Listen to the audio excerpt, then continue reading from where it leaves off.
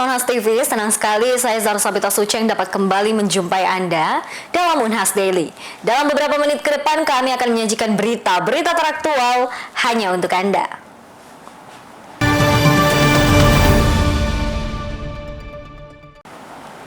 Pemirsa, Keluarga Besar Pelajar Islam Indonesia KBPII se-Indonesia Timur menggelar seminar kebangsaan. Kegiatan tersebut menjadi ajang penguatan semangat persatuan dan integrasi sosial dalam menghadapi dinamika kebangsaan menuju Indonesia yang tangguh dan berkemajuan. Seminar Kebangsaan Keluarga Besar Pelajar Islam Indonesia atau KBPII se-Indonesia Timur berlangsung di Ballroom Unhas Hotel and Convention, Kampus Unhas Makassar. Seminar tersebut juga menghadirkan sejumlah tokoh nasional dan akademisi. Di antara para tokoh nasional yang hadir itu, yakni Profesor Dr. Emrias Rashid MA PhD, Dr. Nasrullah Larada SIP MSI, Dr. Syaful Kasib SEMN AKTCR, Rektor Universitas Hasanuddin, Profesor Dr. Insinyur Jamaluddin Chompa MSc, serta Ketua MPR RI, Haji Ahmad Nuzani SOS. Melalui seminar yang mengusung tema integrasi dan reformasi sosial, implementasi 4 pilar dan ketahanan nasional, para tokoh mengajak peserta untuk membangun kesadaran nasionalisme dan kemandirian pelajar di era modern.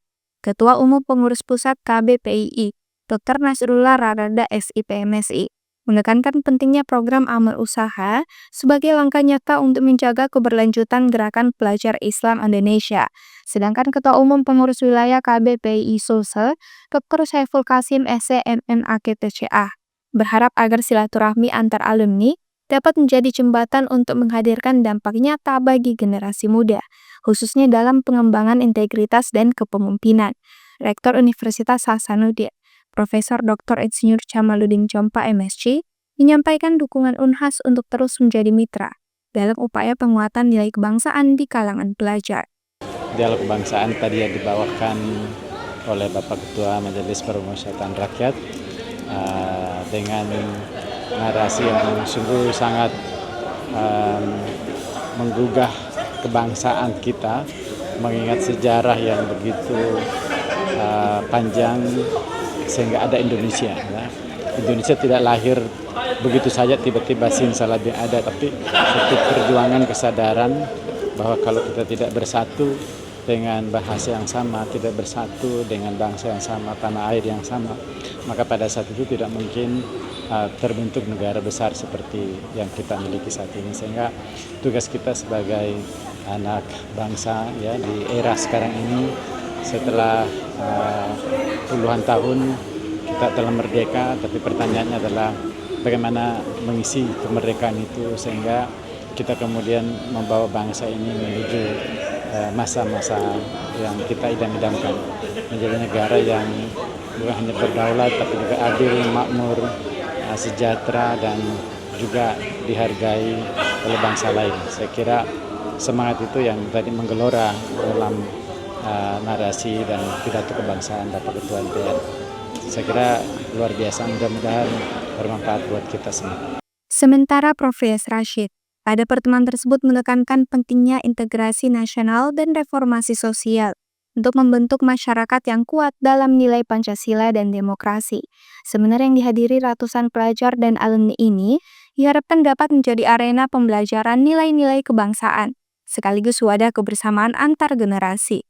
Kenny Septiani Smuel, Zulkarnain Jumar Taufik, Unhas TV. Pemirsa, Keluarga Besar Pelajar Islam Indonesia PII se-Indonesia Timur menggelar seminar kebangsaan dan dialog amal usaha. Kegiatan tersebut menjadi ajang memperkuat konektivitas antar alumni serta memetakan potensi usaha yang dapat dikembangkan secara kolektif di berbagai daerah. Sebanyak 100 peserta dari berbagai wilayah Indonesia mengikuti dialog amal usaha yang digelar pengurus wilayah Keluarga Besar Pelajar Islam Indonesia Sulawesi Selatan. Kegiatan tersebut digelar di Gedung Pasca Sarjana Fakultas Ekonomi dan Bisnis Universitas Hasanuddin, Sabtu 25 Oktober 2025. Melalui kegiatan tersebut, para peserta berdialog tentang upaya memperkuat jejaring usaha dan pengembangan potensi ekonomi di daerah masing-masing. Ketua Umum Pengurus Wilayah Keluarga Besar PII Sulsel, Dr. Syaiful Kasim SEMM AKTCA, menyebut jika dialog tersebut merupakan langkah awal untuk melakukan pemetaan potensi amal usaha dari alumni PII yang tersebar di wilayah Indonesia Timur seperti Papua, Ternate, Kalimantan Timur, hingga Sulawesi. Dari hasil pengumpulan data yang dilakukan panitia, sebanyak 100 entitas usaha alumni PII telah teridentifikasi dengan sektor dominan di bidang pertanian dan perkebunan.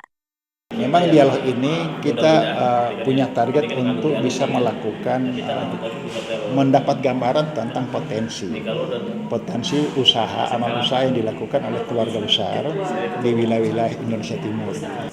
Dari data yang capture oleh panitia 102 yang sudah kita rekam itu ternyata juga potensinya cukup besar, merata, dan yang paling besar itu semua rata di seluruh wilayah Indonesia Timur adalah aspek pertanian, perkebunan, itu yang lebih banyak, dan masih banyak lahan mereka yang masih sifatnya tidak terutilisasi, itu yang jadi.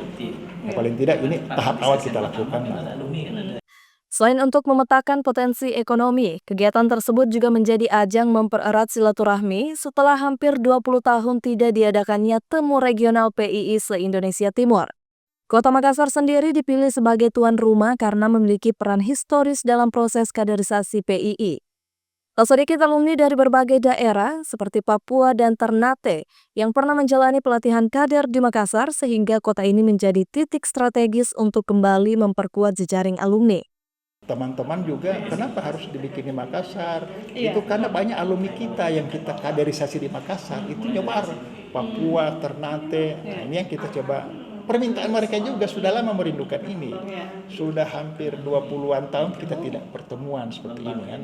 Nah, hari kita lemparkan gasnya dan mendapat respon. Hampir merata. Kalimantan Timur saja yang tidak masuk dalam zona binaan kita itu ternyata mengirim juga orang. Karena itu dia pernah dilakukan trainingnya di Makassar. Nah, itu masih banyak lagi yang belum hadir di Tenggara Barat. Itu tidak masuk wilayah zona kita ya, tapi mereka mengirim juga, dan kita kemudian bikin komunikasi di online tentang agenda-agenda itu. Dialog amal usaha ini juga menjadi sarana konsolidasi antar generasi PII, baik pengurus keluarga besar maupun pelajar aktif agar kegiatan ekonomi dan sosial dapat berjalan beriringan dengan proses kaderisasi. Rahmatia Feni Septiani Samuel, Unhas TV. Pemirsa, sebanyak 39 orang pengurus baru Ikatan Keluarga Mahasiswa Bidik Misi dan KIP Kuliah Universitas Hasanuddin periode 2025 hingga 2026 resmi dilantik. Kepengurusan ini berkomitmen menjadi wadah utama bagi 7.000 penerima KIP kuliah dan menguatkan kolaborasi untuk berdaya dan berdedikasi.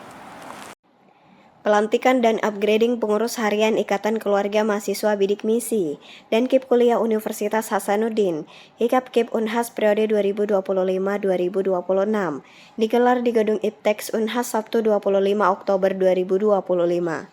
Pelantikan dan upgrading tersebut mengusung tema meneguhkan integritas, menguatkan kolaborasi dalam mewujudkan IKAP KIP Unhas yang berdaya dan berdedikasi.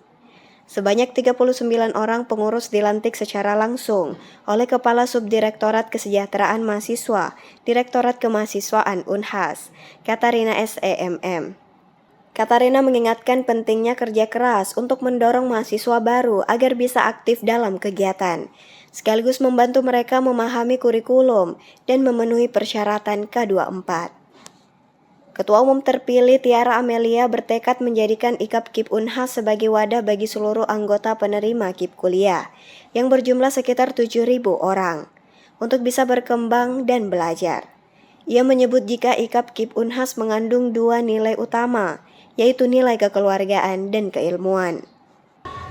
Visi kita ke depannya untuk organisasi kita, untuk tentunya visi kita adalah sesuai dengan visi saya pada saat mencalonkan jadi ketua umum, yang dimana di sini saya ingin menjadikan organisasi IKAP KIP Unhas itu menjadi wadah untuk semua anggota, apalagi seluruh anggota yang penerima KIP itu di Unhas lumayan besar ya, sekitar 7.000-an orang. Jadi saya ingin menjadikan IKAP KIP itu sebagai wadah mereka untuk menjadi tempat mereka berkembang, dan selain jadi tempat mereka berkembang dan juga belajar, saya juga ingin tegaskan bahwa organisasi KKIP UNHAS ini dia mengandung dua nilai, yang dimana itu nilai kekeluargaan dan juga nilai keilmuan. Karena saya itu memegang satu prinsip yang dimana ketika saya sudah memulai sesuatu, saya harus akhiri. Ketika saya memulai dengan baik, saya juga harus mengakhirinya dengan baik.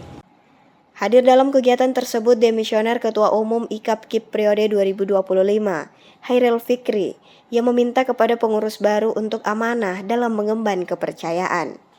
Pesan untuk pengurus yang baru, ketum beserta jajarannya, mungkin ada pepatah yang bilang setiap masa ada orangnya, setiap orang ada masanya.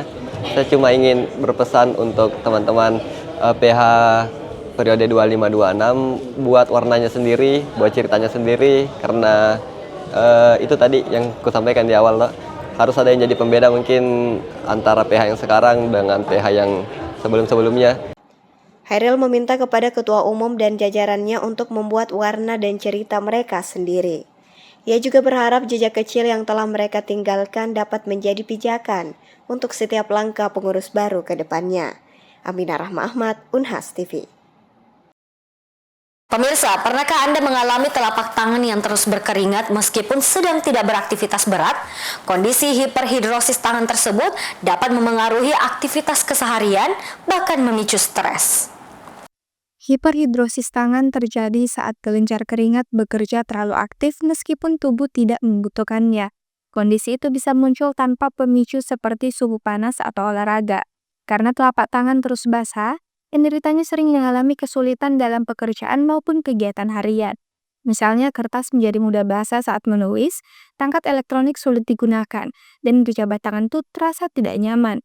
Menurut Ketua Departemen Leukemia Fakultas Kedokteran Universitas Hasanuddin, Dr. Marhen Harjo and Biomed PhD, hiperhidrosis bukan hanya masalah fisik, tetapi juga dapat menghambat produktivitas dan aktivitas sehari-hari penderitanya.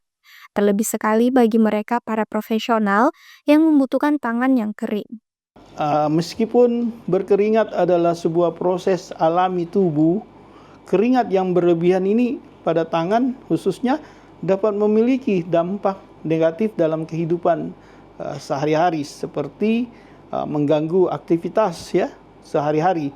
Tangan yang basah bisa membuat aktivitas seperti mengetik, menulis, memegang barang, atau menggunakan perangkat elektronik menjadi tidak nyaman. Ini juga bisa mengganggu pekerjaan profesional yang membutuhkan tangan yang kering. Kondisi ini sering dianggap sepele, namun dalam jangka panjang dapat menurunkan efektivitas kerja dan meningkatkan stres. Banyak penderita yang mengaku harus sering mengelap tangan atau membatasi aktivitas tertentu agar tidak terlihat basah. Karena itu, Dr. Marhen mengingatkan jika penanganan hiperhidrosis perlu dilakukan sejak dini agar aktivitas sehari-hari dapat berjalan dengan lebih nyaman dan produktif. Penny Septiani Samuel, Unhas TV. Fakultas Ilmu Komunikasi Universitas Padjadjaran bekerjasama dengan Bakti Lingkungan Foundation menggelar Jendalim Movement Ecojournalism untuk Bumi Hijau. Kegiatan ini digelar pada Kamis 23 Oktober di Ruang OMI Abdurrahman, Kampus Fikot 4, Jatinagor. Mengusung tagline "Karena Bumi Butuh Suara dan Aksi Kita", gerakan ini bertujuan membekali mahasiswa dengan keterampilan jurnalisme lingkungan.